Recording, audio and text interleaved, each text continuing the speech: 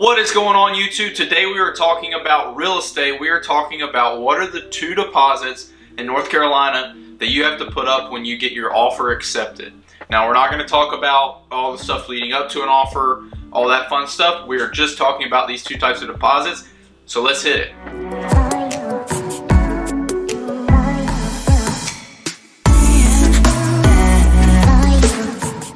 Alright, so the first deposit that you have to do, and this is due immediately when your offer is accepted. Technically, you're supposed to deliver that with your offer, but in today's digital world, we're pretty much doing everything email, so we're not actually writing out a check and then scanning that in when we send an offer, right? Typically, it's going to be given just as immediately after that offer is accepted. This term is called a due diligence fee.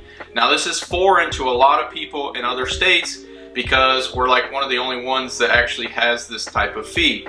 And think about it exactly as a fee. So what that means is you're gonna pay that seller a fee to take their home off the market so that you can do your inspections and decide if you want to move forward with the sale. Now, this is a non-refundable deposit. So if you just up and decide, screw it, I don't want this house anymore, that is gone, poof, gone. So it is pretty big deal. You've got to pay to play here in North Carolina. So you're looking at a house. You said, Drew, I want to make an offer on this place. Here's my purchase price. And obviously, in the market that we're in right now, the price is very important. But to a lot of sellers right now, having a high non-refundable deposit as a due diligence fee is very important. For example, when I sold my personal house that I was living in, I got like 7 or 8 offers. But the top 2 offers, one was for like $302,000, but it had no due diligence fee and only earnest money deposit. Okay, I had another offer at $295,000 that had a $5,000 due diligence fee due immediately when they bought it. So I went with that more secure offer. I also knew the buyer for the higher priced offer and knew that I was going to have to deal with a bunch of repairs and BS. But that's besides the point. So I actually went with the offer that was lower but had a non-refundable fee, because when it came to negotiating repairs, I knew that I had the upper hand, because they're not going to walk away from $5 grand unless it's just really needs a lot of repairs, right? So that fee is very important in today's market of getting your deal put together. Now, in today's market, I've seen a lot of high due diligence fees. Obviously, it is risky. If you go into a house and you don't check out the crawl space, you don't check out the attic, you don't really know what's there. You could open up, something in the attic or in the crawl space and find, knob and tube wiring, all kinds of crazy stuff that would affect, you would lose that due diligence fee if you backed out. So it is a risk and you have to pay to play here. Now, we're seeing these fees anywhere between I've seen some as high as $15,000, which is a lot, but you got to pay to play here. So that is what the due diligence fee is, and that is written directly to that seller, and you don't get it back.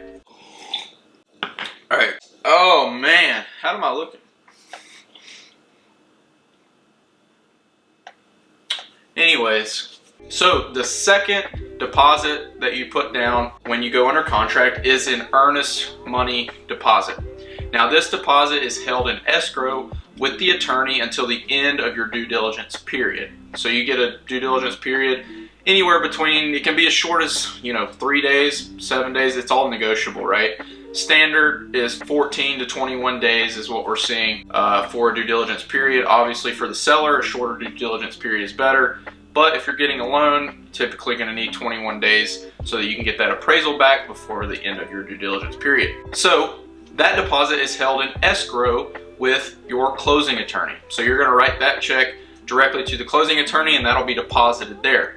Now, if you were to back out during those 14 to 21 day due diligence period for any reason, you are entitled to get that earnest money back. Everybody's got to sign off on it, but that deposit you can get back should you back out. Now, on a lot of offers and a lot of offers I'm receiving on my listings, people aren't even putting any earnest money up anymore. They're just writing a fat due diligence check, hoping that the seller would accept that. I advise put up some earnest money. That way, if you know, you can kind of split it. Say you're putting up $3,000 due diligence, $3,000 earnest money. That's still a sizable deposit that you're showing the seller, hey, I've got money in my pocket, but I'm gonna put some of this away in case I do decide to back out, that we would get that back, right? It's totally negotiable. Everything is negotiable in real estate. That's what's so great about it. But those are the two deposits that you put up when you're making an offer. Now, like I said, in North Carolina, you got to pay to play. So I hope this was helpful. And if you have any more questions about real estate investing, about buying a primary residence, please hit me up and let's chat. And if you like this video, please give me a like and subscribe and hit that little push notification. So that would really help me out in reaching more people so I can help them be healthy and wealthy and wise.